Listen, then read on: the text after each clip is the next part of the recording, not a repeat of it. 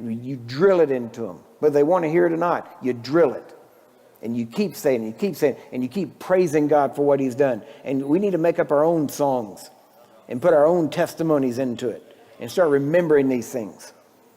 So he says here, out of the mouth of babes and sucklings you have ordained strength because of your enemies. Now look, that you might still the enemy and the avenger.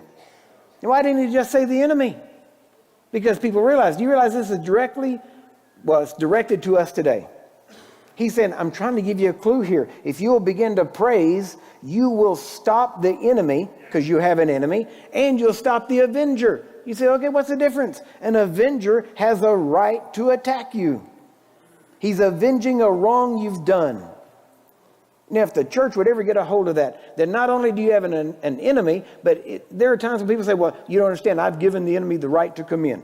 Well, the enemy, that's the avenger part, where maybe you messed up and people think you've given him right. You haven't given him the right, but you have done something wrong maybe, and the avenger comes back. This is called sowing and reaping bad seed. How many of you have some bad, don't raise your hand, but how many of you have some bad seed that you hope don't grow up?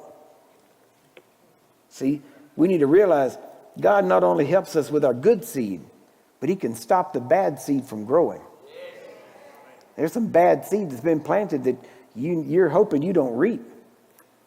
And so you need to realize that's what this is about. So if you want that bad seed not to grow up, you need to start praising God for the good things that he's done, how he's delivered you, how he's brought you out, how he's bringing you out.